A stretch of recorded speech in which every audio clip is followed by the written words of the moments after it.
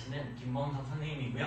오늘은 무학여고 21년도 중간고사에 봤던 1학기 중간고사에 봤던 20번 문제를 좀 해설을 해보려고 합니다.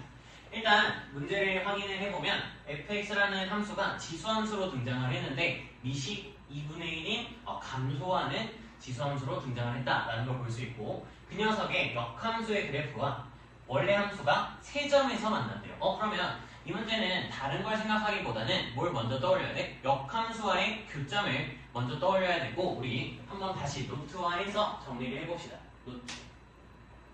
우리가 볼 건 원함수와 역함수의 교점이라는 테마로 한번 확인을 해보도록 합시다. 자, 역함수랑 원함수의 교점이 어디서 생겼냐라고 물어보기에 앞서서 우리가 먼저 체크해야 됐던 상황이 있었다라는 거야. 어떤 거야? 그치, 증가하는지 감소하는지부터 체크를 했어야 됐고, 우리 첫 번째로 뭘 볼 거다? 원함수 fx가 우리 증가한다라고 봅시다. 자, 원함수 fx가 증가를 하면 누구도 증가해? 맞아요. f 인버스 x 역함수도 증가를 하죠.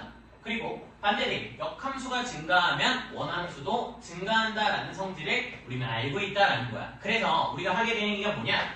fx랑 f의 인버스 x의 우리 교점을 구하는 문제가 나왔다라고 하면 얘를 원함수랑 역함수의 교점으로 문제를 풀어 안 풀어? 안 풀지. 뭘로 바꿔서 푼다? 우리는 이 인버스 x의 자리를 y는 x로 바꾸면 돼요. y는 x로 대체하면 됐었고요. y는 x로 대체하는 과정에서 우리는 이 교점은 정확하게 누구와? fx와 x의 교점을 구하는 상황과 완전히 일치하게 문제 상황이 바뀔 거다라는 것을 알고 있어. 근데 우리가 지금 다루고 있는 문제는 뭐야? 미식 1보다 작은 지수함수, 즉 감소하는 상황이니까 감소하는 상황도 한번 다시 살펴보면, 두 번째 fx가 감소하면, 다시 fx가 감소하면 누구? f 인버스 x 역함수도 뭐예요? 감소해요. 근데 역함수가 감소하면 당연히 원함수도 감소한다라는 결론을 내릴 수 있지. 그래서 우리가 뭘 봐야 되냐?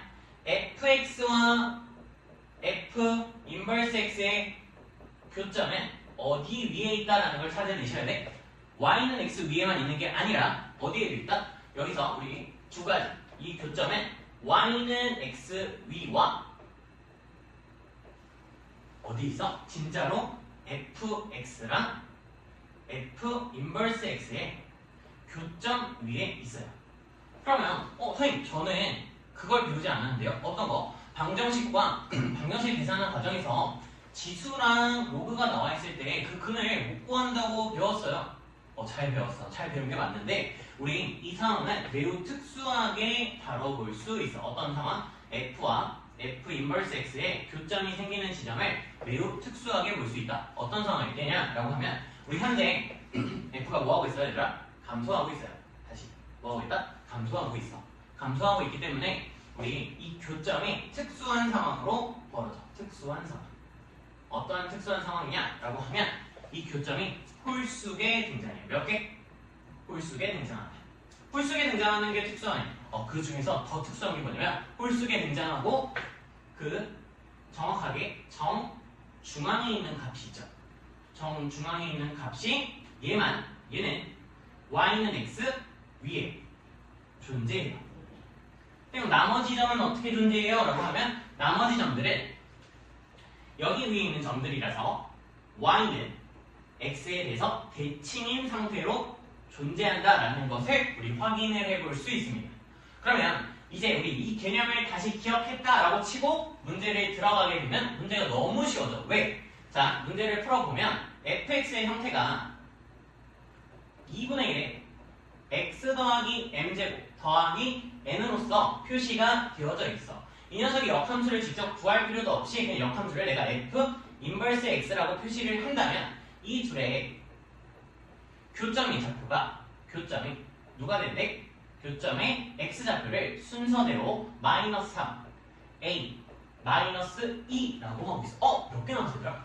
그치. 하나, 둘, 셋, 홀수개 남았어. 그럼 우리가 판단해야 되는 게 뭐라고? 판단해야 되는 건 이 가운데 있는 녀석만 누구 위에 있다? y는 x 위에 있을 거라는 걸 확실하게 알 수 있다고. y는 x 위에 있어요. 그러면 얘네 둘이 몇 컴마 몇을 지난다라는 결론을 내릴 수 있어? 맞죠? a, a를 지난다라는 결론을 내릴 수 있고 끝나는 게 아니야.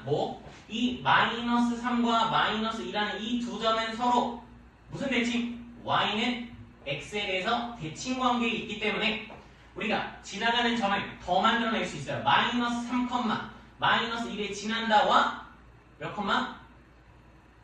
그치. 마이너스 2, 마이너스 3을 지난다라는 것을 찾아낼 수 있습니다. 그러면 저희가 얘네들 다 대입하게 되면 MN 값을 구해낼 수 있고 실질적 대입을 한번 해보게 된다면 문제 답은 내가 이제 마이너스 3, 마이너스 1을 넣었다. 그럼 y좌표가 마이너스 2일 때 2분의 1에 n-3의 제곱 더하기 n이라는 방식 하나 얻을 수 있고요. 또 추가적으로 누구를 얻을 수 있어? 마이너스 2, 마이너스 3을 대입하면 마이너스 3은 2분의 1에 n-2의 제곱 더하기 n이다 라고 만들어낼 수 있다라는 거야. 그러면 내가 위아래식을 빼면서 계산을 하게 되면 아래에서 뺐다 라고 치면 마이너스 1은 자 얘를 빼야 되는데 이런 거 계산을 할 때는 거듭제곱의 성질 혹은 지수법칙을 잘 이용을 해주시면 이 부분은 우리가 뭐라고 만들 수 있어?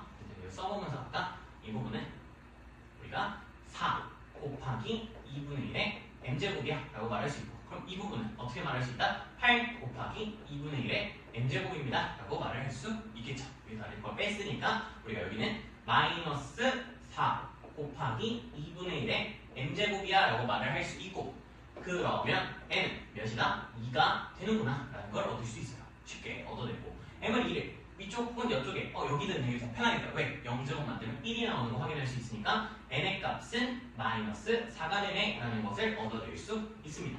그리고 마지막 답 처리의 과정을 보니까 a분의 fa야.